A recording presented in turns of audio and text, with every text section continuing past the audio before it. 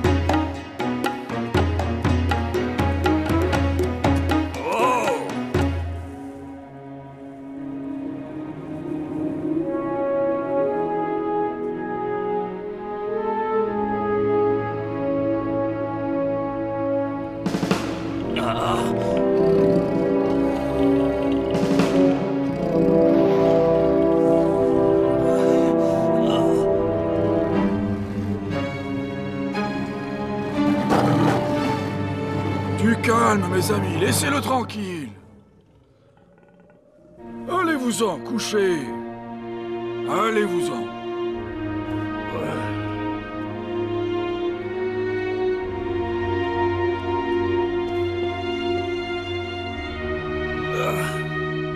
Que la paix soit avec toi, mon frère. Ah, enfin, j'y suis arrivé. Nous t'avons vu venir au loin. Dis-moi, as-tu suivi la route tracée par les étoiles pour nous retrouver? Oui, j'ai attendu de longues années avant de l'apercevoir. Et puis, je l'ai suivi. Cela fait plusieurs mois que je suis à votre recherche. Viens, suis-moi, mon frère.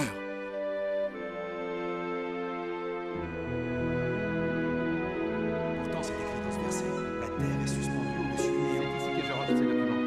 Je suis simple et nous arriverons à la prouver. Ces croyances ne sont pas fondées. De toute façon, je ne prendrais aucun risque si j'étais toi.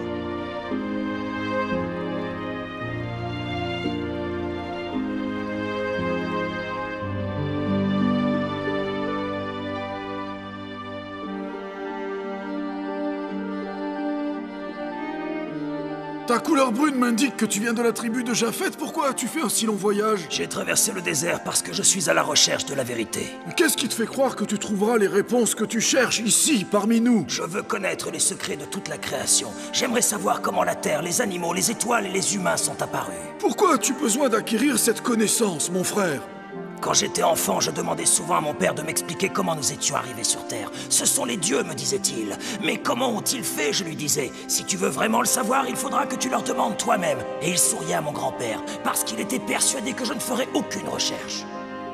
Mais ça ne t'a pas arrêté et tu es allé interroger les dieux, n'est-ce pas? Oui, en effet, c'est ce que j'ai fait. Dès que j'ai été assez grand, je suis allé de temple en temple. J'ai traversé tout le pays en espérant enfin trouver des réponses. Mais ces dieux ne pouvaient pas me parler. C'étaient des dieux de pierre. Et une statue ne parle pas. J'ai fait une longue route pour venir jusqu'à toi, te demander le secret de l'origine de la vie. Je recherche la vérité depuis des années. S'il te plaît, réponds-moi. Ils sont tous restés muets, mais une pierre ne parle pas.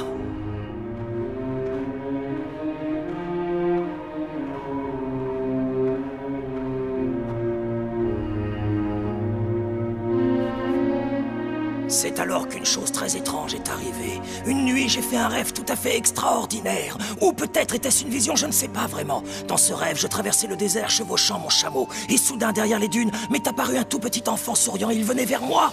Et sa peau était aussi sombre que la mienne. Et il grandissait à mesure qu'il se rapprochait de moi.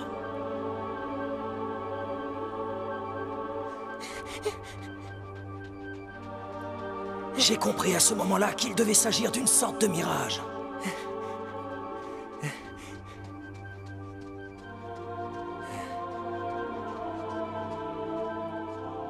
Si tu veux connaître la vérité, tu dois retrouver le livre sacré. Lui seul te parlera de l'origine de la vie. Mais de quel livre me parles-tu? On ne m'a jamais parlé d'un livre sacré qui dit la vérité. Le livre de la création, n'est-ce donc pas ce que tu recherches?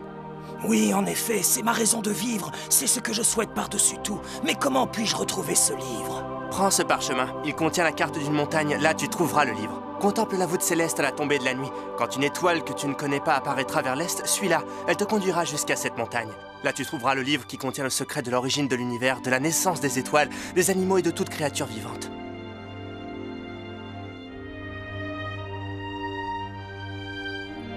À mon réveil, j'ai trouvé le parchemin posé près de ma couche. Et sur lui était dessinée la montagne sur laquelle nous sommes. Tu peux le voir toi-même. Oh! Il n'y a aucun doute. Tu as bien reçu la visite d'un ange de Dieu. Un ange de Dieu? De quoi parles-tu? Qu'est-ce que tu veux dire, mon frère? Que c'est le Père éternel lui-même, le créateur du ciel, de la terre et de toutes choses dans l'univers. Le Dieu tout-puissant qui t'a envoyé un de ses messagers pour te montrer le chemin qui te conduirait au livre de la connaissance et de la vérité. Peux-tu me montrer ce livre que je recherche depuis si longtemps, mon frère? Si c'est la volonté de Dieu que je te montre ce livre, je le ferai. Mais es-tu certain d'y être préparé? Ce qu'il te révélera pourrait soit étancher ta soif de connaissance, soit créer en toi de nouveaux doutes. Mais tu devras avoir confiance dans les écrits sacrés parce que cette parole que tu vas découvrir vient de Dieu Tout-Puissant. Oui, je pense que je suis prêt. Je veux me soumettre à la parole de Dieu sans aucune réserve. Très bien, dans ce cas, viens avec moi, mon frère.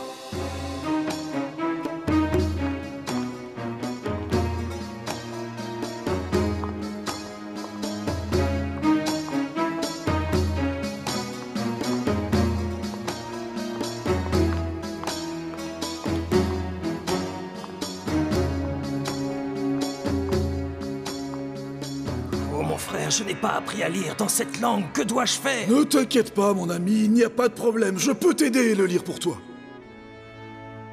Écoute ce que disent les Saintes Écritures. Au commencement, Dieu créa les cieux et la terre. La terre était informe et déserte, et il y avait des ténèbres partout à sa surface. L'Esprit de Dieu se déplaçait au-dessus des eaux.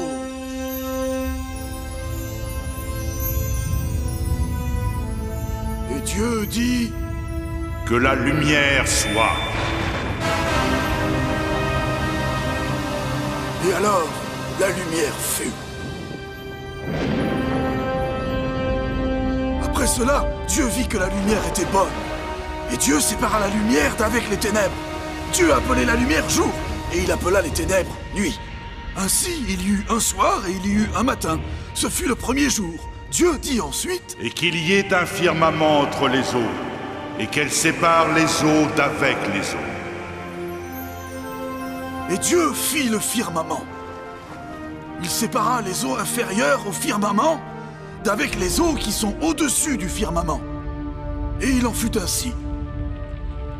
Dieu appela le firmament ciel. Il y eut un soir et il y eut un matin. Ce fut le second jour.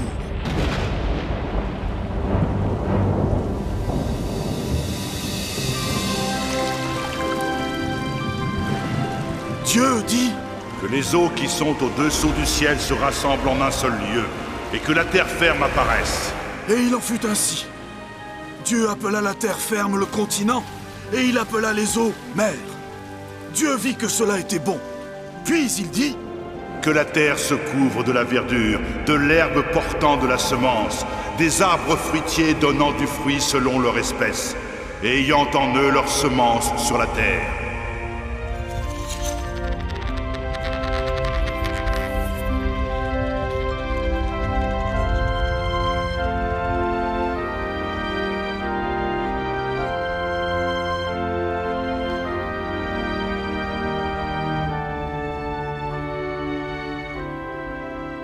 Dieu vit que cela était bon. Il y eut un soir et il y eut un matin. Ce fut le troisième jour. Dieu dit Qu'il y ait des luminaires dans le firmament pour séparer le jour de la nuit. Que ce soit des signes pour marquer les époques, les jours et les années, et qu'ils servent de luminaires dans le firmament pour éclairer la terre. Et il en fut ainsi. Dieu fit les deux grandes sources de lumière. La plus grande pour présider au jour, la plus petite pour présider à la nuit. Il fit aussi les étoiles. Dieu les plaça dans le firmament pour éclairer la terre et pour séparer la lumière d'avec les ténèbres. Dieu vit que cela était bon. Il y eut un soir et il y eut un matin. Ce fut le quatrième jour. Dieu dit Que les eaux produisent en abondance des animaux vivants, et que des oiseaux volent sur la terre vers l'étendue du ciel.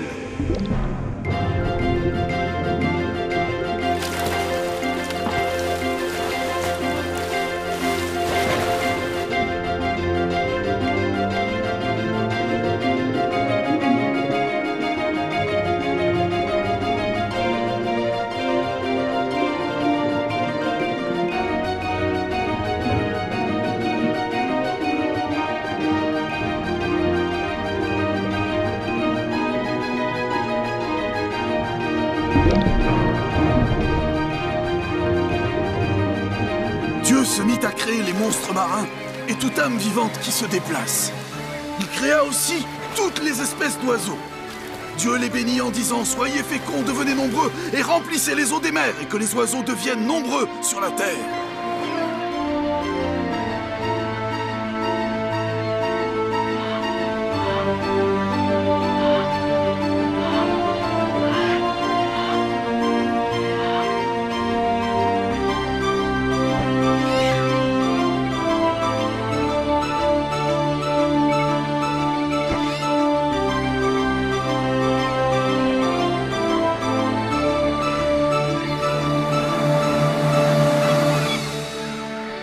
Dieu vit que cela était bon. Il y eut un soir et il y eut un matin. Ce fut le cinquième jour. Dieu dit Que la terre produise des animaux vivants selon leur espèce, du bétail, des reptiles et des animaux terrestres selon leur espèce.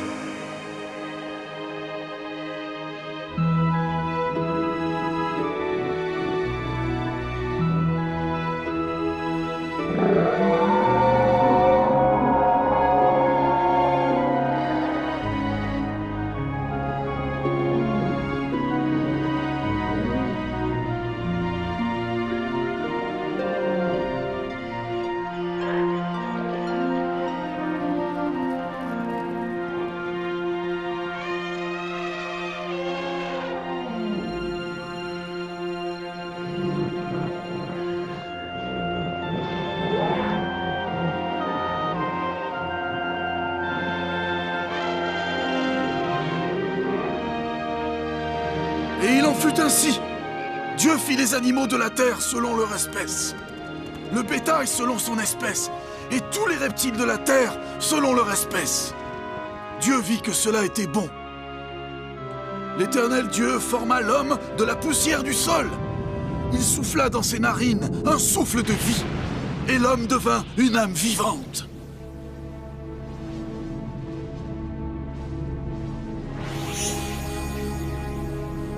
Puis Dieu dit: Faisons l'homme à notre image, selon notre ressemblance.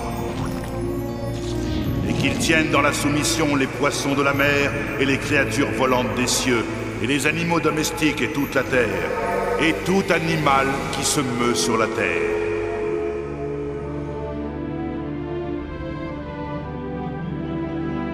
Puis l'Éternel Dieu planta un jardin en Éden, vers l'est, et il y mit l'homme qu'il avait formé.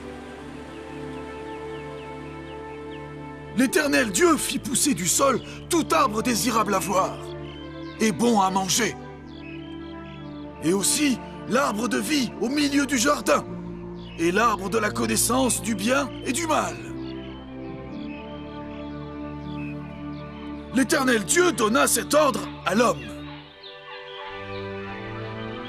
De tout arbre du jardin tu peux manger à satiété, mais quant à l'arbre de la connaissance du bien et du mal, tu ne dois pas en manger, car le jour où tu en mangeras, tu mourras à coup sûr.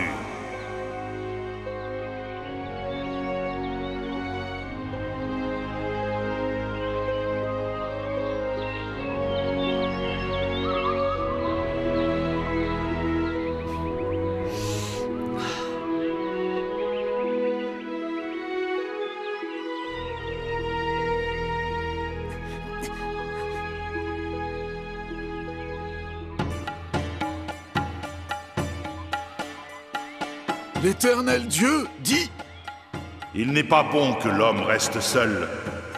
Je vais lui faire une aide qui lui corresponde. Alors, l'Éternel Dieu fit tomber un profond sommeil sur l'homme, et pendant que celui-ci dormait, il prit une de ses côtes et referma la chair.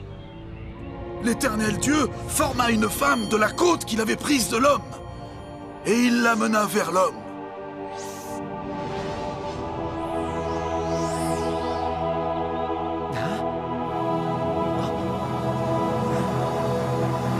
Voici cette fois celle qui est l'os de mes os et chair de ma chair. On l'appellera femme. C'est de l'homme qu'elle a été prise. C'est pourquoi l'homme quittera son père et sa mère et s'attachera à sa femme, et ils deviendront une seule chair. L'homme et la femme étaient nus, et ils n'en avaient point honte.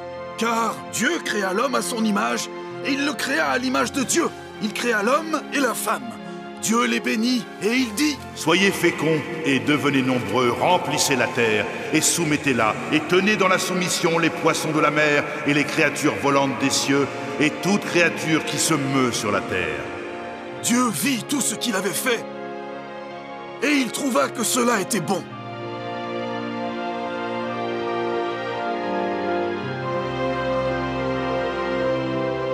Continue, mon frère, je t'écoute. Il y eut un soir et il y eut un matin. Ce fut le 6e jour. À la fin de celui-ci, Dieu acheva son œuvre, et le 7e jour, il se reposa de tout ce qu'il venait de créer. Dieu bénit ce 7e jour et il le sanctifia, car enfin, il pouvait se reposer de toute sa création.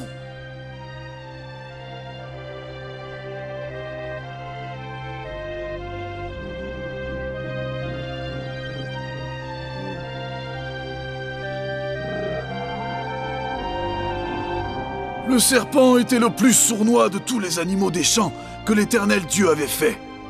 Il demanda à la femme: « Est-ce vrai que Dieu a dit que vous ne devez pas manger de tout arbre du jardin ?» Du fruit des arbres du jardin, nous pouvons manger. Mais quant au fruit de l'arbre qui est au milieu du jardin, Dieu a dit, vous ne devez pas en manger. Non, vous ne devez pas y toucher, au risque de mourir.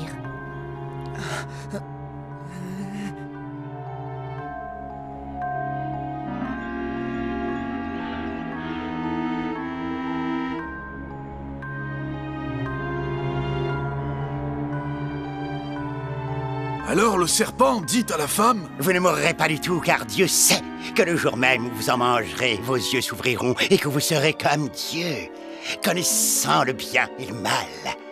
Regarde comme ce fruit est délicieux, aucun ne lui est comparable dans tout le jardin. Il te donnera la sagesse qui surpasse la connaissance. Tu serais stupide de ne pas en manger. » La femme vit que le fruit était bon à manger et agréable à regarder, et qu'il pouvait donner l'intelligence. Elle prit le fruit et en mangea. Elle en donna aussi à son mari qui était auprès d'elle, et il en mangea. Tiens.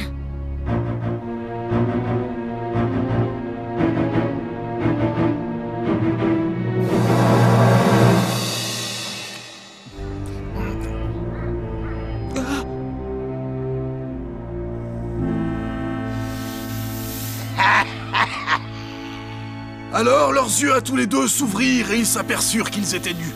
Ils prirent alors des feuilles de figuier pour en faire des pagnes. Plus tard, ils entendirent la voix de l'Éternel Dieu. L'homme et la femme se cachèrent parmi les arbres du jardin.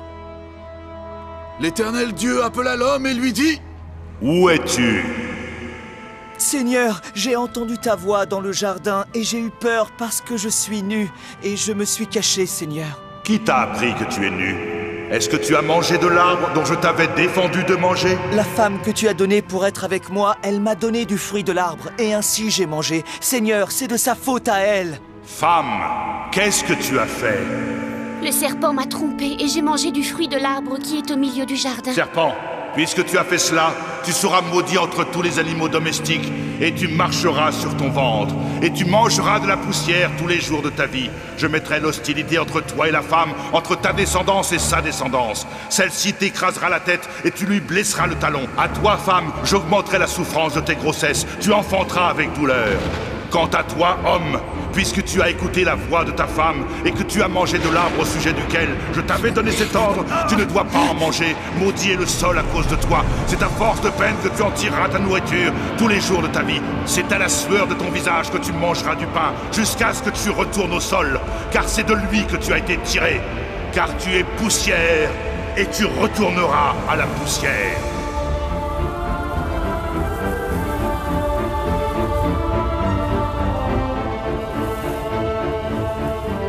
Adam donna à sa femme le nom d'Ève, car elle était la mère de tous les vivants. L'Éternel Dieu fit à Adam et à sa femme des habits de peau. Puis il les chassa du jardin d'Éden, et il y plaça des chérubins armés d'épées flamboyantes pour protéger l'arbre de la connaissance.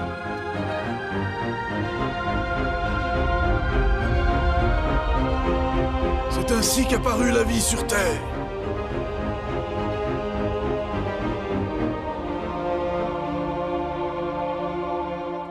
C'est Dieu qui créa les champs, les oiseaux, ainsi que toute créature qui se déplace sur la terre. C'est le Créateur Tout-Puissant.